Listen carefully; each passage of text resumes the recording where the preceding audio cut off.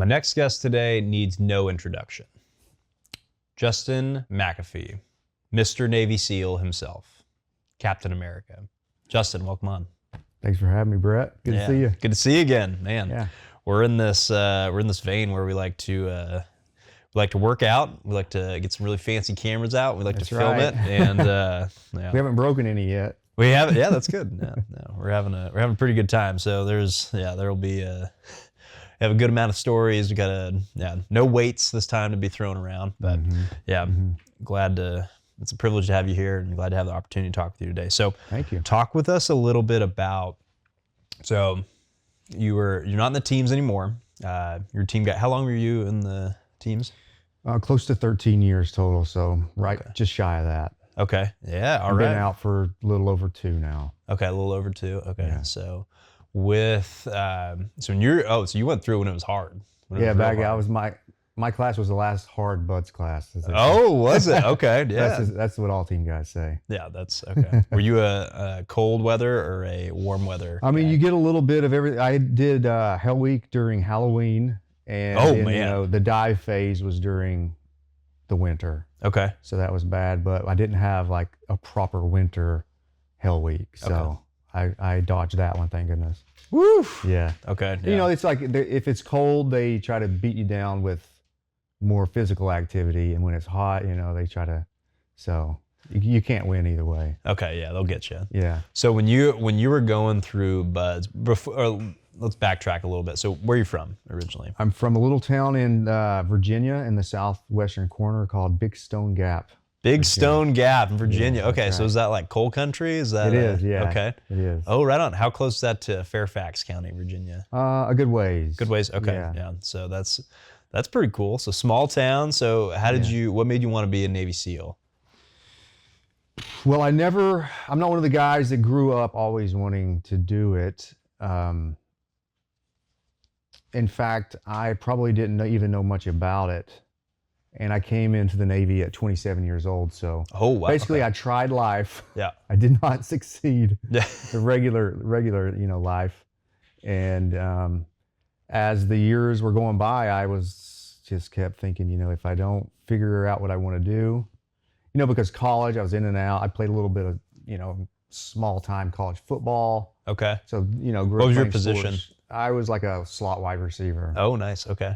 Yeah. What about basketball? Yeah, played basketball in high school, was the point guard, and ran some track, played baseball when I was younger. So just did all that kind of all those things, and was always on a team and always really active. So that kind of, I think, if I try to take myself back to that time, probably the idea of being on an elite team was very attractive. And as I said, once a year would pass, and I'm like, I don't know what I want to do next year. If I don't have anything figured out by this time, I'll join the military. And then finally I was like, I'm doing it, And then it wasn't even at that point, I went to talk to the recruiter and everything, and didn't intend to try to get a contract to go to Buds. I just wanted to talk. In fact, I talked to the Marines first, and eventually navigated my way over and, found out about Buds, and then, tried to pursue that. And the rest is history. Yeah. Yeah, and then the greatest Navy SEAL the world ever knew. Oh, yeah, I'm sure. Yeah, right, that's what you want everybody to hear. Yeah. Not hardly. Yeah. Some of these guys are, I always say that we should be very thankful in our country that the caliber of like young man that are, coming out to try out for that. So I'm by far not the best. Yeah. Yeah. Modest, humble. I respect that. So you were 27 going in. So what were your training circumstances? What were you doing? What were you married? Yeah, prior to. Yeah. So I'd always loved to work out. Yeah. I stumbled across Conan the Barbarian, the film, when I was really young, and for some reason I was obsessed with that. Yeah. So I think I always really enjoyed like macho-ness. Yeah. And so it just always worked out. After my athletic career, stayed in the gym, just kind of out of vanity or whatever.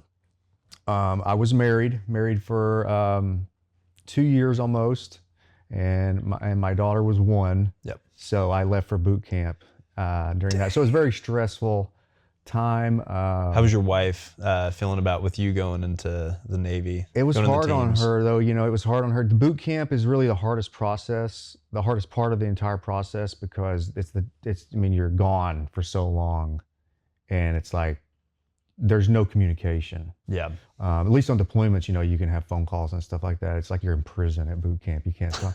I think they give you like one phone call in there, if I remember correctly, and so that was really hard on her. As a matter of fact, it was during that time where she really grew in her faith. So Yeah. The Lord's always working. Yeah. In one way or another. Yeah. Amen. So lifestyles, life circumstances. So you're 27, you're married for 2 years, you have a 1-year-old, and so you're like, all right, babe, I'm doing this. I'm doing it. You're going to boot camp, and so how was it when you actually went to San Diego and started going through buds? Did your family move out there with you? Was it? Okay, yeah. I remember it being so surreal because they fly you in. So you go to boot camp in Great Lakes, Illinois, and back then they would, if you were intending to go to buds, they would keep you out there to do what they called pre-buds. Okay. Basically, they just had so many guys. There's only so many beds available in Coronado at the barracks for the guys going through buds. Yeah. So there's like a holding process over here back at Great Lakes after boot camp, and you are. What was your mentality at that time? Were you like, you're nervous the whole time when you're like in pre-buds? It's competitive because let's say you've got 200 guys waiting around, and they might not all have been your boot camp group. It might have been the boot camp group that were going to buds like 4 weeks ahead of you. Oh, okay. And they're there. So you got stages of these guys, and basically you're always taking like the physical fitness test, and it's the top 120 guys get to go from Great Lakes to Coronado to try, to start buds essentially. So the mentality, it was like intimidating, very intimidating. A lot of, like I said, a lot of like big, jacked, mean guys, a lot of humble guys. I mean, just the whole gambit. You're just like, man, I'm just looking at that guy like that looks like Mr. Olympia. I'm not gonna be able to, So very intimidating. A lot of good swimmers. I wasn't necessarily great in the water, coming from a coal mining town. I didn't grow up on a swim team or anything. I thought I could swim.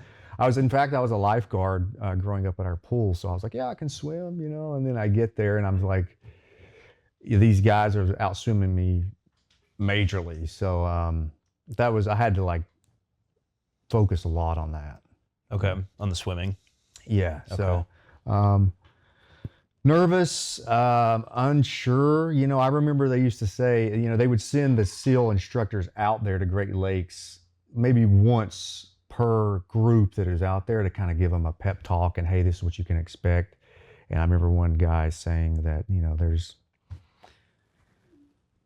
I can't remember now exactly, but basically it was like, there's a couple different kinds of people that go to buds. There's ones that know they're going to quit, and there's three. You're going to quit, you're going to make it, and then maybe you don't know if you are or not. And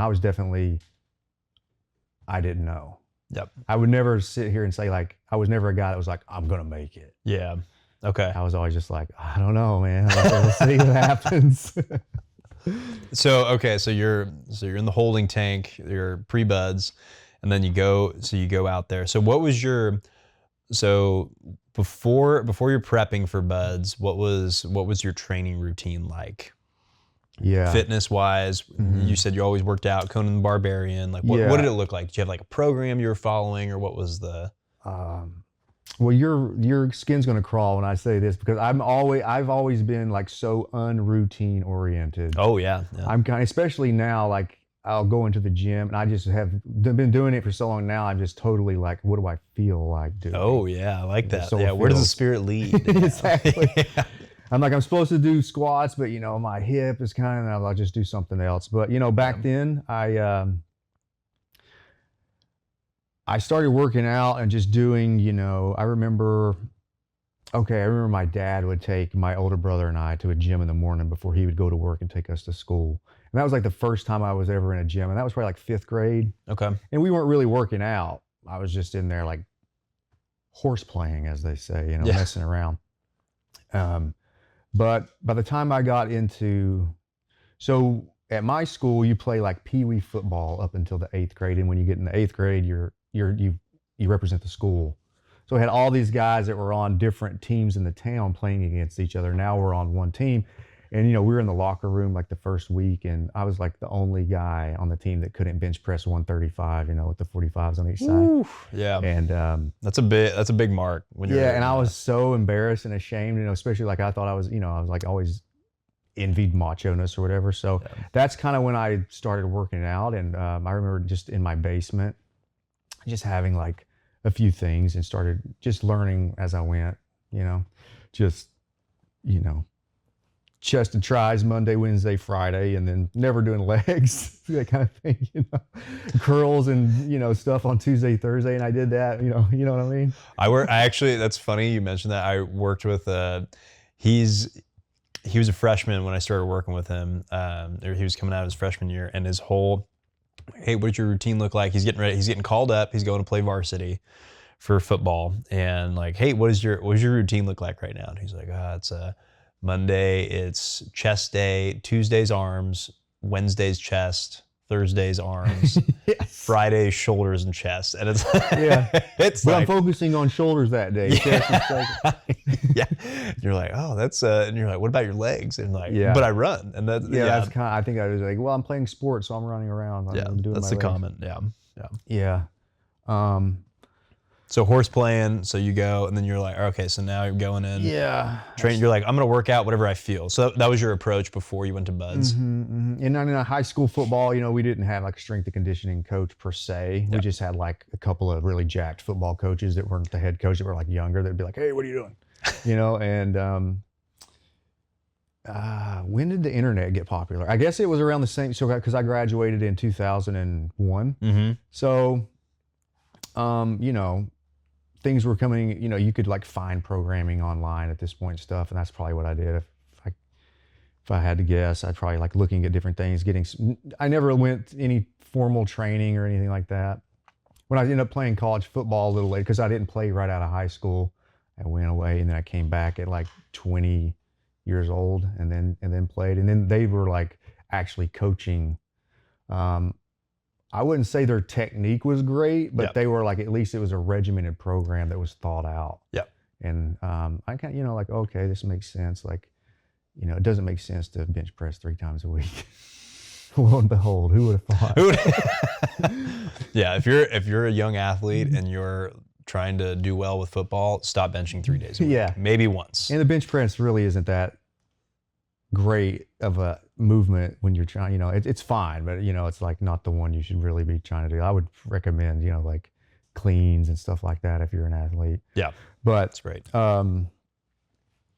Yeah, I mean, but I like to make this point though, like for anybody out there that's a young guy who doesn't know, do something, right? That's kind of my mentality. Intensity always wins the day. Like you could do this, for like a million times, and you're, like whatever it is, do it and do it hard, and you're going to get something from it. Yeah, for sure. Yeah, that's absolutely the intensity. And then so like, going into the military, I had a few years there, when I wasn't in sports anymore, a couple, and then basically just that, basically what anybody would see on Instagram right now of a guy like a fitness guy or a bodybuilder. That was basically my workout routine. And, when I decided I was going to join the military, I started running, hadn't ran in a while because I wasn't playing sports. So, started running more, and I still hate to run, to be honest. I don't do it that much. I get my cardio from jiu-jitsu now. Oh yeah, that's right. Yeah, just that's it. Yeah, I might just need to start running again soon. But okay, that's okay. So you're like, all right, I'm gonna go here. I'm gonna go to Bud, so I gotta swim. I gotta run, and so you just gotta do what you have to do. Yeah. So you're just so you're just doing it. And pre-buds did a lot of that. I mean, that's what the pre-buds up there after boot camp. Did you feel in shape when you went to boot camp? Yeah, pre-buds? A lot of guys were so in shape they felt like they were getting out of shape. Oh yeah, I've heard that. Pre-buds, yeah. But me, because it was finally I had like an Olympic-sized pool. Yeah. We were running. I mean, maybe I was losing strength, but I was definitely getting more and more endurance. For sure, and that's talking to a number of guys. It's the endurance is really. You got to be able to adapt. Yeah, for sure. When you were a quick aside, when you were talking about like the intensity, I had a conversation with a guy last week about he played professional baseball, or he played all the way up AAA, so semi-professional baseball. Played with a lot of guys who went to the majors. But when he was coming up in high school, he was throwing a baseball with a guy who ended up going to the majors, and he asked him, he was like, "Hey man, like, what do you think I should do?" He was a freshman. He was a senior. The guy was a senior. He was like the star quarterback, baseball player, everything. Ended up playing baseball in the majors, and he said his one thing. He's like, "Man, just do back squats." Yeah, that's what he said to the freshman athlete, and he was like, He's like, you got to do it. Yeah. You got it. If you want to be the best, you got to do it. Yeah. And you're like, that's pretty good. I would say that's like very, and especially with people. Like doing, I think someone said I think Rich Froning, I heard him say, like, if you could only do one movement. Yeah. He said a thruster, but it's essentially a squat. Yeah. With a press, so he kind of cheated. You got two movements in there. But I think if you told him, no, pick either the press or the squat, be like, okay, squat. Yeah, for sure. And that's 100%. So anyway, so you're so pre-buds, so you're going through, and then you get to, how was it going through buds? How was it with Hell Week as far as so mentality? I'm kind of like wanting to know, like, what was your mentality going in, your physicality, because they break everyone. They push everyone to their breaking point. Did you get rolled? I got rolled, but not from Hell Week or anything physical. It was pool comp. Pool comp. Phase, okay. So the second phase. So well, anyway. So that is more mentality, so that's perfect, I guess. Yeah. So you're in buds. You're going through. So I'm sure I've heard like guys who like are Olympians go through that and don't make it through the pipeline. Well, I would have to caveat, I wasn't a Christian then. Okay. So that came later, but I think it's just such a mystery as to what gets somebody through. It really is. I mean, there's no way to pin it down, and that's kind of the fascinating thing about it. But you can make some pretty good deductions, I think, because a lot of the guys that have always been successful, like the Olympians, they struggle. First time they've ever struggled, and they don't know how to cope with that. Oh, interesting. And then I'm sure in a moment of impulse, they're like, maybe I can't do this, and then they ring the bell. Yeah. You're someone like me who's, I'm just happy to be here, guys. Nothing comes easy to me, So it's like, struggle, sure. Like I'm used to being on the struggle bus kind of thing, So, what was the biggest motivating factor for you getting through? That's such a hard question.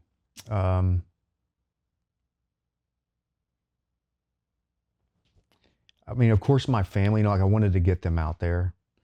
My wife and my daughter, Avery, at the time. So, and in fact, at one point in Buds, they're like, write down why you came to Buds, like why do you want to do it? And then they read some of those at graduation, and mine made the cut. And the guy's reading it. I'm like, oh, wait, I wrote that. And it's kind of like, I wanted to get my family out of a small town and give them a better life, kind of thing. So that was a huge motivator for me. But ultimately, it was just like, I'm better than this guy. Oh, okay. I want to be better than this guy. Okay. This guy was talking all the crap, before, and then I just saw him go and ring a bell. It kind of gives you like a little, I can do like this. a little burst. Yeah. It feeds your ego or whatever it is. It's like, oh yeah, I knew I was better than that guy. Yeah. He talked so much. I remember a guy being like, hey, it was like the night before Hell Week. Yeah. Whatever happens, bro, this is Sunday night. Just follow me. Oh, just stay behind me, bro. I got you. And then I see him running towards the bell in the middle of the chaos. I'm like, I'm not gonna follow that guy, So,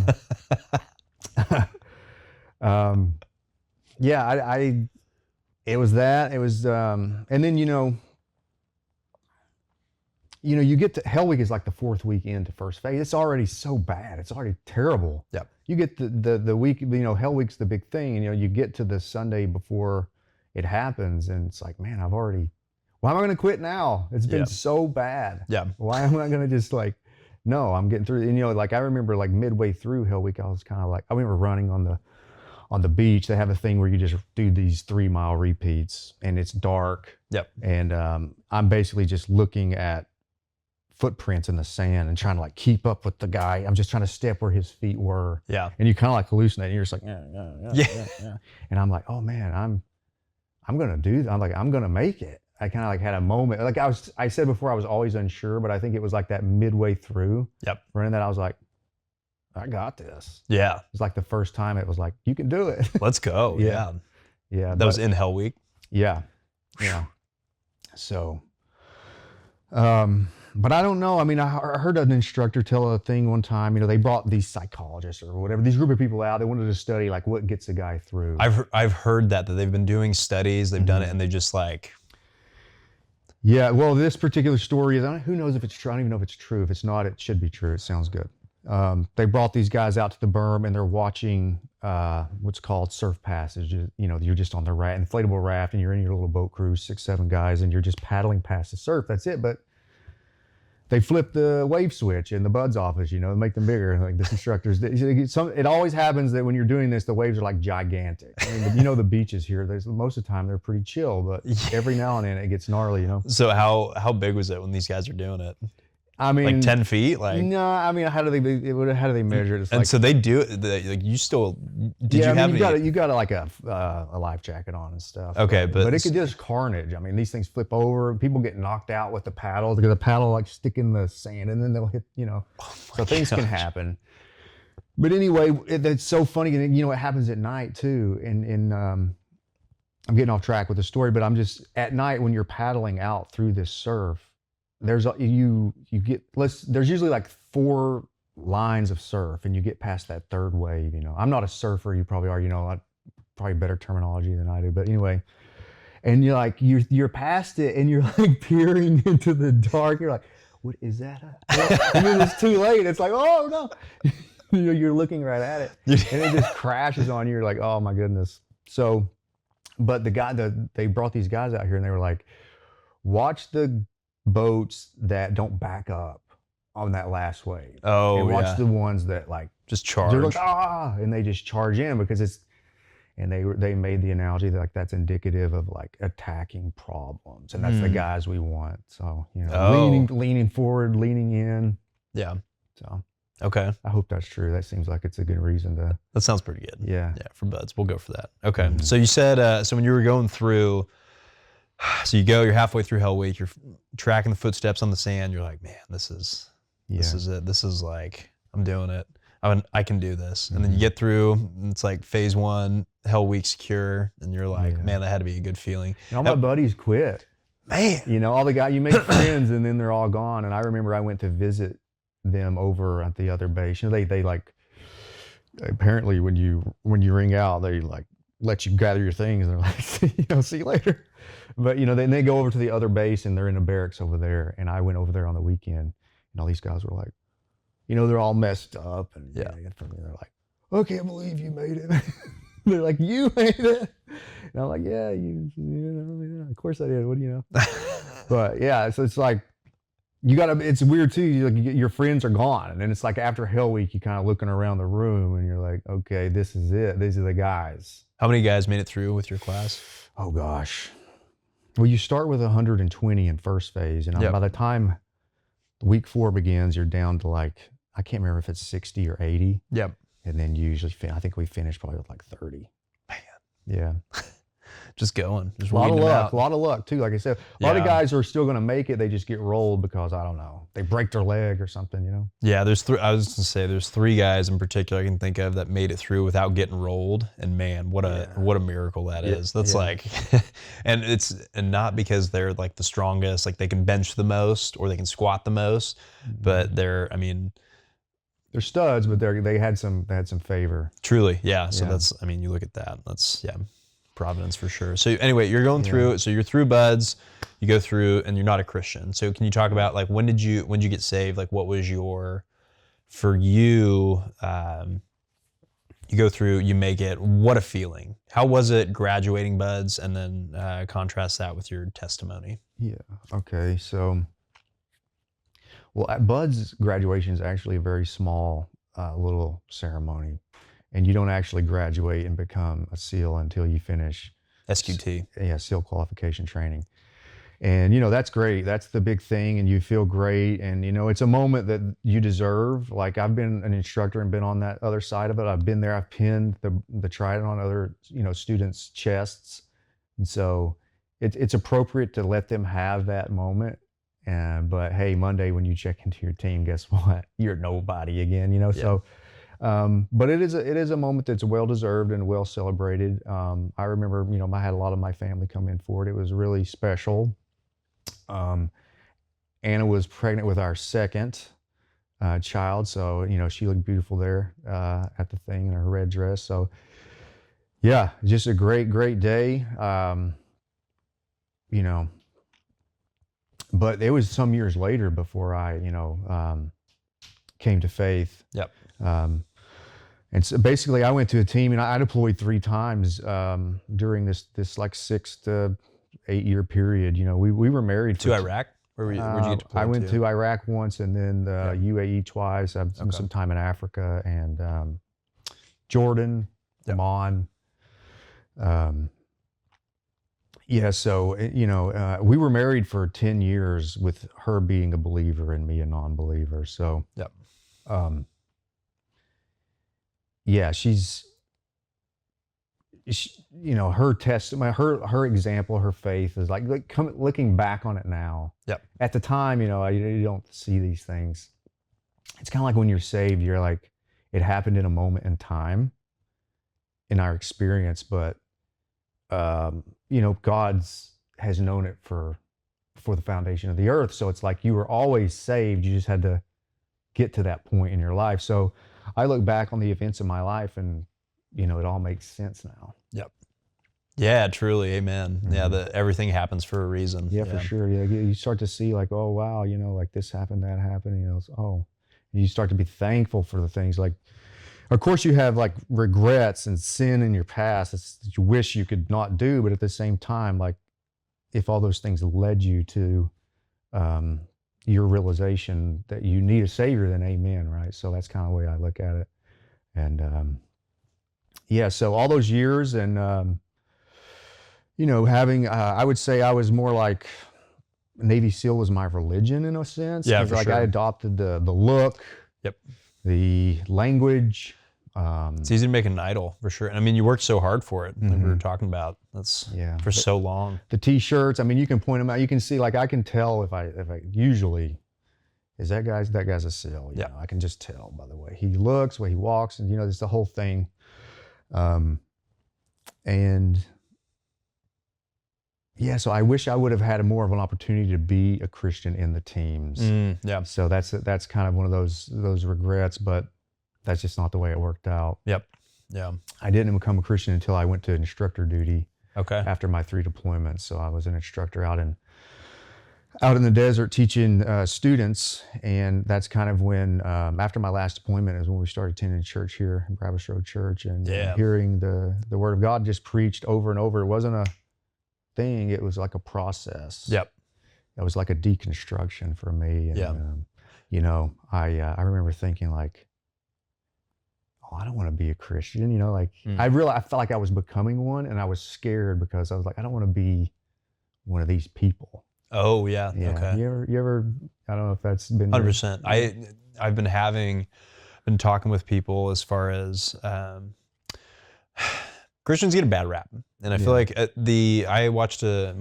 Chelsea and I watched a movie. It was like, watched it for this is a long time ago, but it's probably like 6 months ago, and it was about this guy and this girl, and this girl and this guy are going to start dating, but this guy's a Christian, and he's a total wimp. And so Hollywood like makes him seem like this total wimp, has like no life experience, he's like a kind of a nerdy looking guy, and then she like falls in love with this Christian guy. There's like nothing. It's a terrible movie. I'm not going to give you the name. We turned it off. Yeah, it was awful. But I feel like you get this almost like, oh man, I don't want to be one of those people. And so go into that a little bit more as far as lean into it, because I feel like, again, Christians, they're like, Christian guys, they're a bunch of wimps. Like, they're weak guys. Yeah, there's definitely that caricature, or pious, or just boring, or old, or like goody two shoes, or the whole thing, And I was beginning to believe the Bible. And I was beginning to believe all of it, and I could sense myself having to come to the grips with the fact that I was beginning to believe it. And I was scared. I was terrified, and I was terrified of the Lord. It was like fear of the Lord is the beginning of wisdom, or knowledge. Yep. So I think that was all happening with me, and then it's just over time. It's because ontology, right? When you study theology, there's the subclass of ontology, like the study of being. So literally, you're reborn. Like I was becoming something else. My ontology was changing, and you can't go against what you are. Yeah, kind of thing. So eventually, I just. I remember Anna saying, "Are you saved?" I think she said, I heard on her phone with her sister, her mom, was like, "Justin just talked about the sovereignty of God."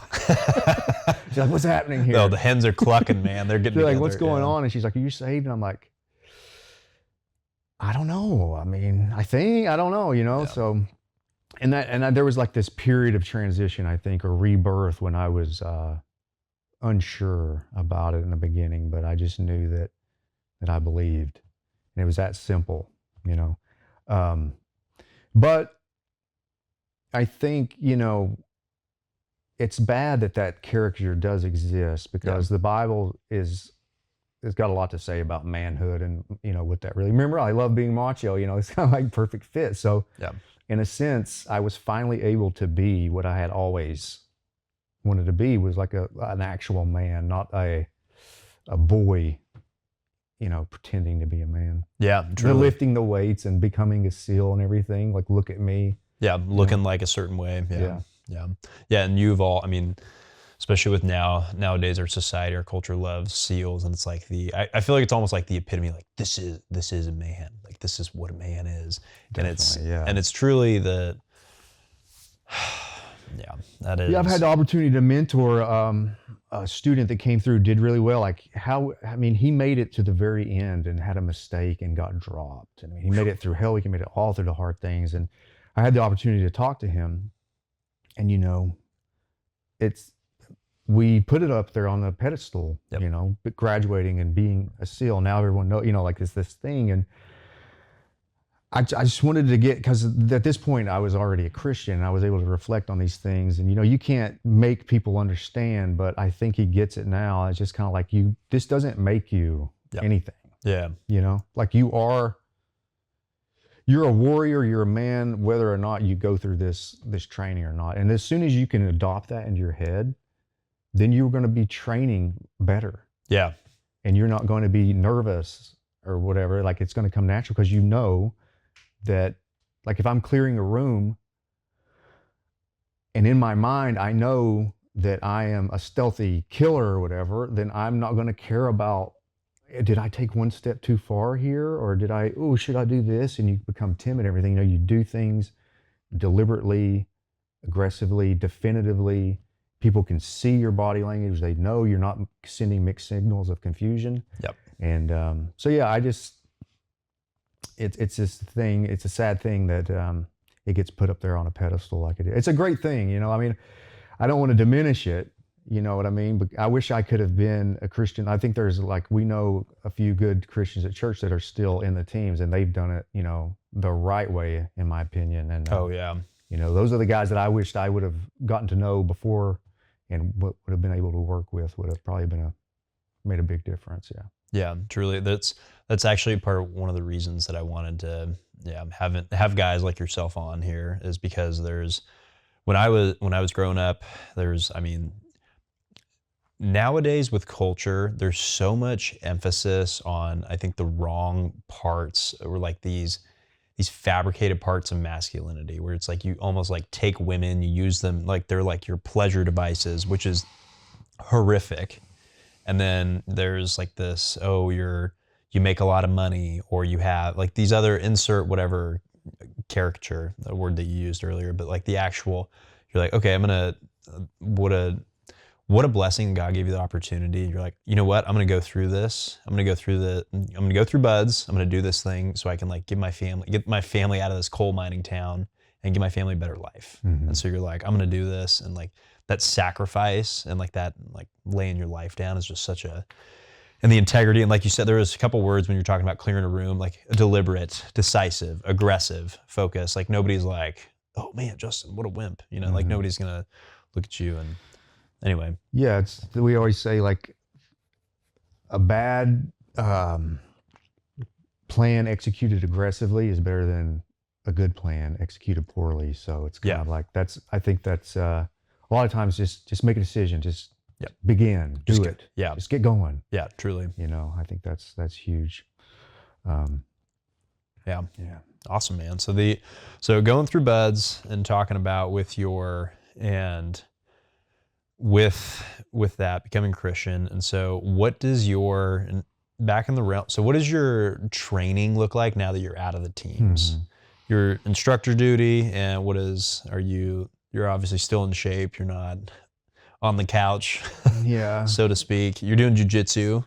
Yeah, that's the main thing that I like to do now, because it's so humbling. I recommend it for anybody if they have the time. I mean, it's a time commitment, you know, and it's scary, but it's great. I still do. I do weights a lot when I can't get to the mats. What's your weightlifting? What modalities are you using? Modalities, you have to define that. That's a $10 word for all the fitness enthusiasts out here. Modalities would be like barbell, kettlebell, dumbbells. Gotcha. All of it. Okay. I go through phases. Like last year, there was a good probably 6 months when I was doing a lot more calisthenics and, you know, just trying to do 15 to 20 reps on things. Oh, nice. Yeah. You know, and then recently I began like doing a strength phase again. Okay. Yeah. And I started doing the clean and jerks. And so, you know, I think back, you know, several years ago before jiu-jitsu, I was able to clean and jerk 285. And just the other day I did. However you? What are you? 180? 190? Yeah, about 180. Okay. At that time, probably 180, 185. I hover around 180, 185 usually. Yep. And, but the other day I did it with 210 or something. And, you know, it's kind of depressing how heavy that feels compared, but it's, you know, I was happy to get back into it. It's still a lot more than what I've done recently. 210 clean and jerk though is like, you're getting north of your body weight. And how old are you? 42. Yeah, that's not bad. Yeah, I mean, where'd Eric go? He knows that, you know, I mean, yeah, I think it's great, but man, you see some of these guys out on like these, man, it's ridiculous. Oh yeah. So that's where, and jumping off that. So what are you training for? Like, what's your goal for right now being out of the teams? Because I'm sure when contrast how you're training now versus like when you were in. Yeah. Okay. So in the teams, I kind of, I got hooked on CrossFit. Oh yeah. Total mainstream, like CrossFit, like watching the things. And I went to a CrossFit gym. And then, you know, but we have such a great gym on base. Yeah. I'm like, I'm not. I went there with a buddy afterward. We got done with the point. He was like, hey, I want to meet a chick or something. Go to this gym with me. And I'm like, okay, I'll go with you for a while so you can don't by yourself. But and then I kind of like, you know, I think it's great to cross-train, CrossFit and everything like that, but you got to be smart. You can't do it like the guys are doing it on TV. They're like, professional athletes. They're professionals, right? Yeah. And they're not training like what it seems like, you know, like, so I think there's a bad way to go about doing that and there's a smart way. So I'm gonna pause you right there. So with jumping on my trainer soapbox so with CrossFit, I feel like CrossFit gets a bad rap. It's easy for people to say, oh man, look at these athletes. Look at people that do CrossFit. I mean, you hear the anecdotal stuff. The anecdotal, like the stories and things come up the most. And so you hear about people, you're like, oh, so-and-so got hurt. Oh, they started doing CrossFit. They lost all this weight. They got in shape and then they got hurt. That's not CrossFit's fault. And that's not CrossFit's fault, truly. And so that's where, so I think CrossFit, if you look at the original nuts and bolts programming of CrossFit, it's phenomenal. Mm-hmm. It is incredible. Mm-hmm. However, where you run into, and where I think CrossFit's done a good job now is when so the original nuts and bolts programming, phenomenal. But when you have now, it's almost more of a sport when you start pushing it to that next level, when you start to, like, if you're, oh, okay, I'm going to compete and do these things. When you're actually a CrossFit athlete and you're actually like competing, guess what? Injuries happen to athletes, right? And that's what happened. That's your profession. That's as part of an occupational hazard, so to speak. You hurt your elbow playing baseball, you hurt your knee playing basketball, things like that. You're like, it's par for the course. It's not basketball's fault. It's not basketball's fault, right? And so you're like, it just happened. And so, but I think that CrossFit's done a good job as far as like incorporating a lot more mobility and a lot more like prehab stuff.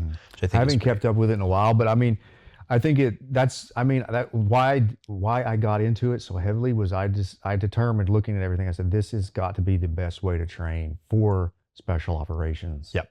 For a guy who needs to be able to run, swim, pick a guy up, climb up a wall.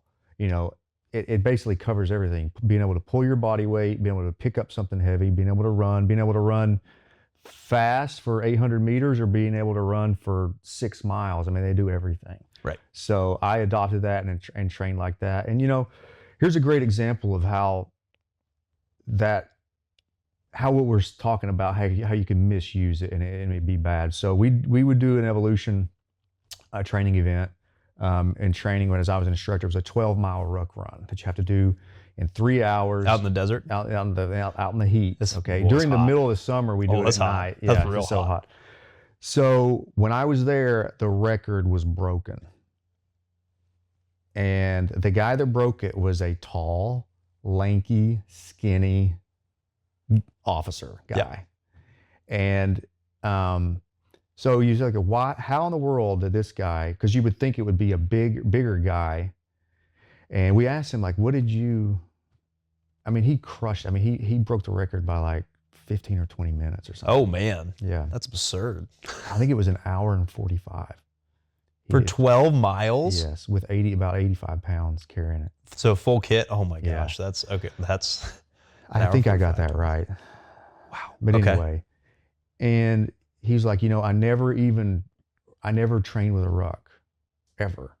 He's like, I just run a lot. And my point is like, you don't want to train your body.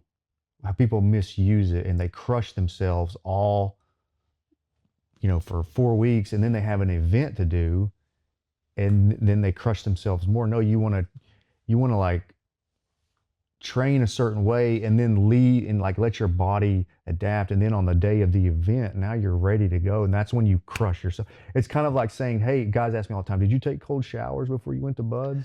I'm like, no, I did not do that. Like, I only have so much like amount of being able to put up with that kind of thing. Yep. Right? If I'd have been doing, I would have wasted all that. Yep. that whatever that tank is, that tank would have been emptied. Yep. When I got there. So yeah, I definitely think there's a way to, there's an importance of training like a Fran workout, which is like boom, 21, 15, 9. Yeah, like what are the people doing it in now? How fast? Probably like a minute and 50 seconds or something, or faster. That's, I don't know. That's crazy fast. Yeah, you can't do that every day. Yeah, you'll kill yourself. Yeah, like once. Okay, so talking about longevity. Okay, so you were doing CrossFit in the teams when you're like, this is the best way to train, and so now you go in there and you go where the spirit leads. I go in there and I'm like, or I'm in there, like sometimes I'm like, hey, I did buys yesterday, let's do them again today. I just kind of have fun with it. I know that the goal right now is finding out how I can weight train and do something like jiu-jitsu and have them complement each other. Yeah, truly. Okay. Instead of being like, if you train too heavy with weights, you get sore and stiff, and then you'll go and then something will tweak in your back or whatever. So you have to kind of like. Yeah, you got to keep it, with a little bit of, moderation's for cowards, but that's keeping it, hitting biceps 2 days in a row is not a bad idea. So I very much I feel that on a spiritual level. So our certain phases of my life look a lot different. Like seasons of my life look different as far as training wise. Mm-hmm. And like one of the main themes like throughout all of it is consistency. Consistency, and like I've had my powerlifting phase. You had I had the calisthenic phase, the bodybuilding bro lift phase, then you get to like the where you're like doing the prehab stuff phase. Anyway, all that to be said, so now with our 2 young boys, it's like we have I'm not getting much sleep. And so, like we're in the trenches, it's wonderful. It's awesome, but sleep is fleeting. And so with that being said, I don't have the baseline of, I have a solid bedrock foundation of health, but I don't have the recovery means to be able to go out and to crush it all the time. And so what I've found a lot of success with is using either like certain modalities, like I've been working a lot more on power. So like certain kettlebell movements, certain like Olympic lifts, like clean and jerk, snatch, and then not killing myself with the volume, and then like listening to my body as far as I feel like the longevity is kind of like a piss poor excuse for like, oh, I'm training for longevity. It's like, oh, I want to be a wimp. I remember when I was younger, if I was doing something and I went, ooh, something kind of tweaked, like, and then I'd do like another rip and it would like snap and I'm like, oh no. Now I'm like, all right, I'm done. I'm leaving. I'm good. I'm gonna go stretch and go home. Yeah. So just being smart, like live to fight another day. So yeah, truly. But I think I love that about life, how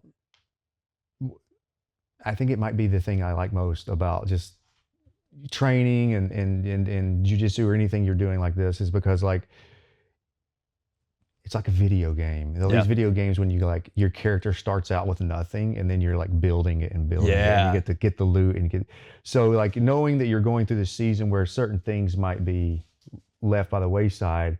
It's also, it's sad, but it's exciting knowing it's going to be fun attacking those areas later. Yeah, truly. And use it. Yeah. And having that, like that positivity, that optimism to attack it. And like, the video game makes it a lot more, a lot more engaging. And then you're like, you know what, this is like a certain season for this period of time. And then eventually I'm going to get to this point where I'm going to come out of it. Yeah. Just don't be sedentary though. Yeah. Don't be sedentary. Yeah. That's that's truly like there's not with your faith either. Not with your, lukewarm Christians. I'm going to spit you out of my mouth. Yeah. There is what are 3 pieces of advice you'd give a young man looking to go into the teams and like a young dad for as far as so young Navy SEALs and then fitness wise, 3 pieces of advice. Okay. Well, it would be rehashing what I kind of said, is just that it's okay if you're unsure, and don't judge yourself based upon the other guys that you see or what you see out there. Don't be intimidated by that, because like, if I can do it, you can do it. It's going to take a lot of hard work. Get to work, get started, but like, don't be intimidated and know that, and along with that, on the outside, I remember when I first got to Coronado and I saw like my instructors, I was so intimidated because these are like the guys. Yeah. And try to avoid that. They're just dudes like you, and that's only going to hinder you, right? You got to walk a fine line between being aggressive and being humble. Yep. Don't be too timid, and don't be overly confident either. But nobody likes a wimp. Yep. So treat them with respect, but don't be too intimidated by them. Know that you can do it. Like you've gotten this far. Don't look at it as like this some unattainable thing. There's some otherworldly person that you can't, that you won't fit in. Yep.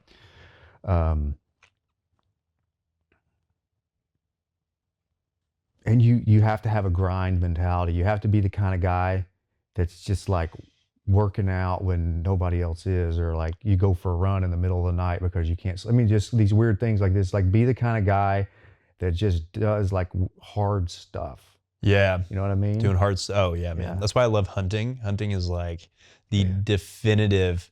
It's not expected. Like, the result is not guaranteed. Most of the times you're not gonna shoot anything or kill anything. Yeah. And you're like, I think it's one of the few sports left that's like actually genuinely hard, like doing a hard thing. Yeah, and I'm sure you're out there walking around, you're thinking, nobody else is out here doing this. Oh yeah, you're like, man, it's freaking. And that's why I used to always tell the students, like, soldiering is hard. If it's easy, you're doing it wrong probably. So it's like, to be a good, soldier, you got to do the little things right, and do the hard. Become used to being bombarded with difficulty and being able to manage it. Fitness. Yeah. 3 pieces of advice, fitness wise. Go.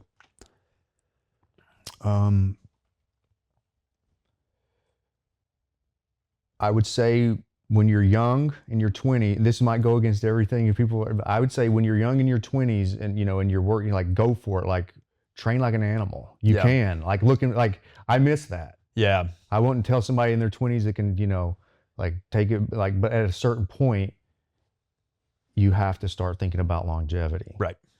It's okay to be crazy for a while and test your limits. That's the time to push it though. Yeah. It's like early 20s, and you want to do that with wisdom, which is hard. It's hard to like push it with intensity and like with wisdom, but look for good mentors then, right? That would be the second thing. Find guys that have done it a little bit older, a little bit wiser, and good coaches, good mentors, and whatever it is you're trying to do, adapt a fitness plan for that specific thing. Be specific, right? Like that's what I did. I was like, you know what? I want to just lay around and bench press and do curls, but I got to be able to do all this stuff for my job. So I got to change my training accordingly. Yeah.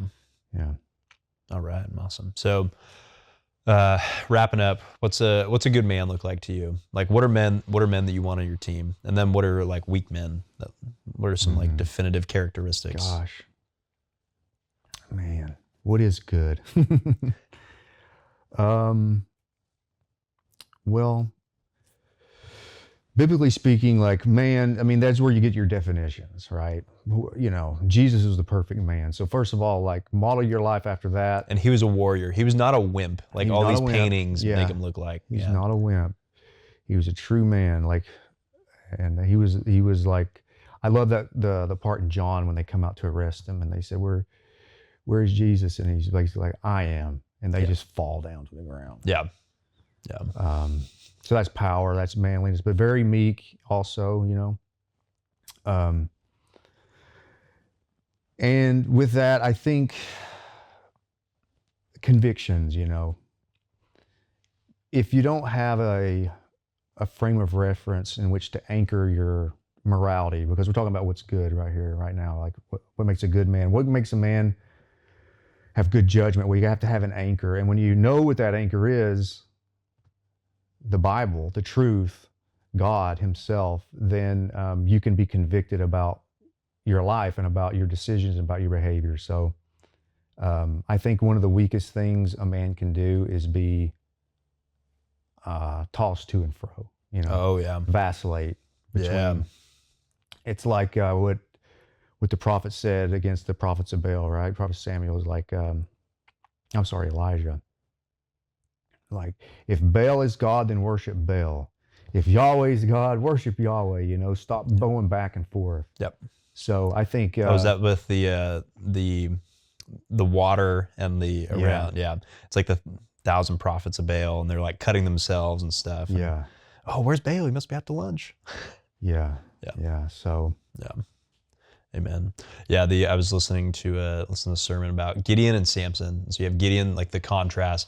Gideon's weak. He's like, the Lord is with you, O mighty man of valor, when he's like threshing wheat in this like ditch because he's afraid of being found, and God makes him strong for his purposes. And then God takes Samson, who's literally like a superhero. He's literally like when we like see, like the Achilles and Hercules and all that stuff in literature back in the day, it's like Samson was that guy. He like rips the gates off, he carries them, he rips a lion apart with his bare hands. He's like capturing jackal and all that stuff, and he's strong. He's like one of the strongest men who've ever lived, and then he becomes weak. He gets his eyes ripped out, becomes weak, but then the Lord uses them both for his purposes. And it's like truly, I like thinking about that as far as like those characters. Yeah. Awesome, Justin. Well, thanks for coming on. You got any burning lines to you're drop the usually mic? The one with the good one-liners. Oh, I got a an few. encyclopedia of them. I do. Yeah, the book's coming out. Yeah, I'll give you an autograph copy. Amen. Yeah, I'd man. love to have that. Yeah, man. All right. Awesome. Thanks so much. All right. Thank you. Yeah.